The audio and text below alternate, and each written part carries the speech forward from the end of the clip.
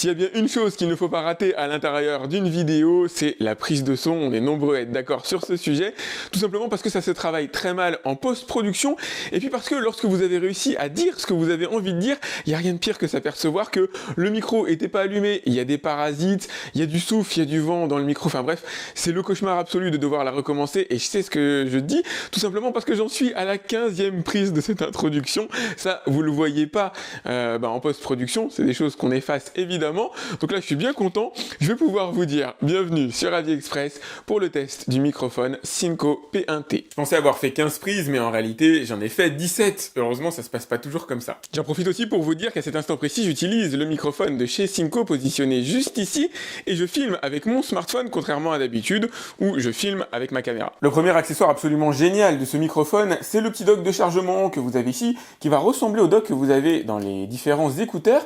Il intègre une batterie à l'intérieur que vous allez recharger par le port USB-C qui est juste ici, batterie de 300 mAh qui va recharger un petit peu plus de 2 fois le microphone que vous avez là. Le microphone se compose de 2 éléments, l'émetteur et le récepteur. Le récepteur se branche sur le port USB-C de votre smartphone, ou si vous choisissez l'autre version du microphone, vous avez aussi la possibilité d'avoir un port Lightning pour le brancher sur un iPhone évidemment. Vous avez un bouton à usage unique qui vous permettra, alors la synchronisation, qui permettra aussi surtout d'activer les différents filtres vocaux. Vous avez là une petite pince pour l'attacher sur les vêtements. Seul l'émetteur est équipé d'une batterie de 120 mAh à mettre en rapport avec les 300 mAh qui sont à l'intérieur du dock de chargement. Ça pèse seulement 10 grammes, donc normalement ça ne devrait pas trop déformer les vêtements lorsqu'on le met dessus. Voilà, on a quand même ici un petit pli, mais enfin, il est globalement assez raisonnable.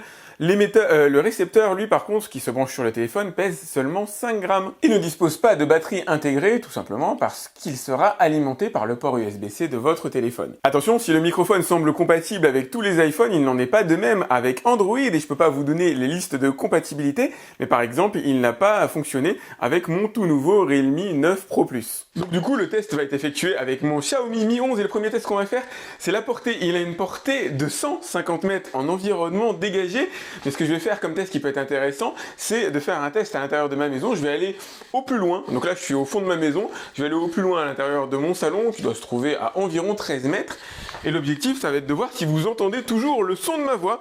Donc on a, le micro fonctionne sur une fréquence de 2,4 GHz, là ça y est, j'ai atteint le bout du salon, et il y a à peu près 4 cloisons en placo qui nous séparent. Là je reviens tranquillement vers mon bureau.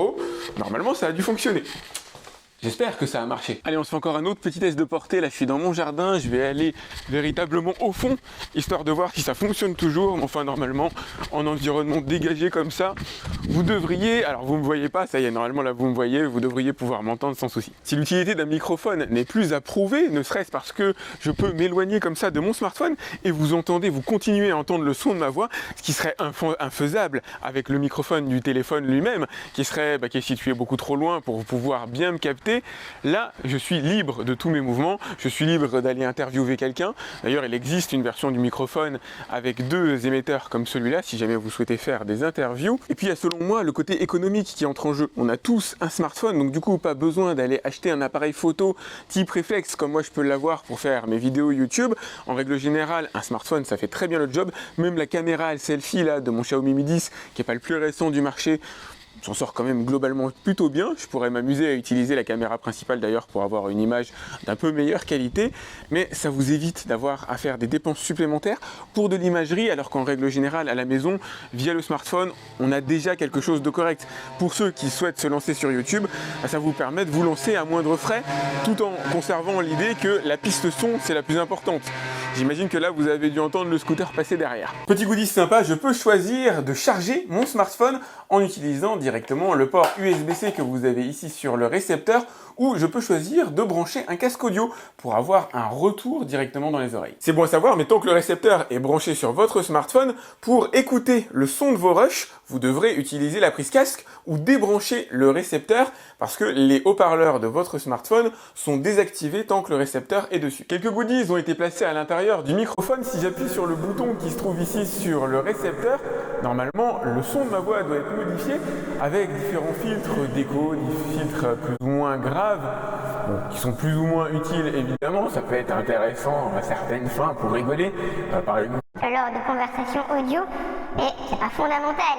Ce qui est dommage, c'est que comme il n'y a pas d'écran sur le récepteur, je ne peux pas savoir quel filtre je suis en train d'utiliser à cet instant précis, sauf à apprendre par cœur le nombre de clics qu'il faut faire sur le bouton pour activer le filtre qui m'intéresse au final. Ce qui peut être intéressant pour vous, c'est de comparer le son du microphone de chez Synco au son du microphone intégré à l'intérieur de mon Xiaomi Mi 10 avec lequel je suis en train de filmer pour l'instant. Et là, j'utilise le microphone de chez Synco avec un son correct à la clé, plus de souffle que dans mon Xiaomi Mi 10. Le son est mieux défini, mais il permet surtout, par exemple, de faire ça, de m'amuser à parler, tourner la tête, de faire autre chose, et vous gardez la même intonation. Si jamais je m'amusais à faire ça avec mon smartphone, voilà, comme je suis en train de le faire maintenant, si je m'amuse à parler, par exemple, au mur, si je m'amuse à bouger ma tête un peu dans tous les sens, à faire autre chose, vous avez des variations sonores sur le smartphone qui sont pas forcément agréables. Voilà un accessoire qui va clairement valoriser vos vidéos et surtout votre smartphone. On sait que les smartphones aujourd'hui, en plein jour, filment globalement plutôt bien. Même un milieu de gamme arrive à faire de bonnes vidéos. Par contre,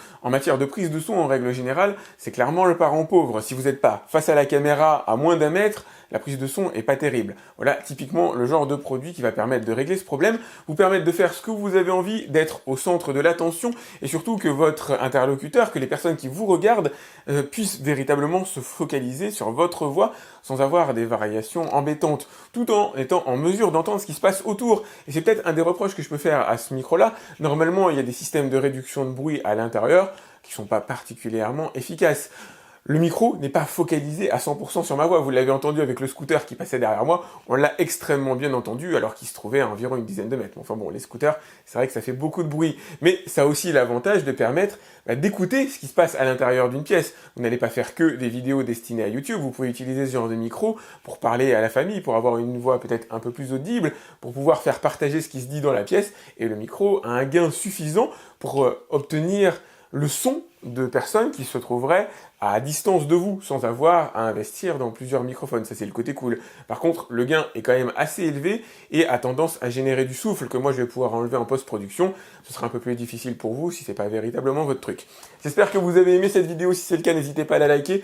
Pensez à regarder dans la description. Je vous ai mis le lien pour voir combien le micro coûte à l'heure actuelle.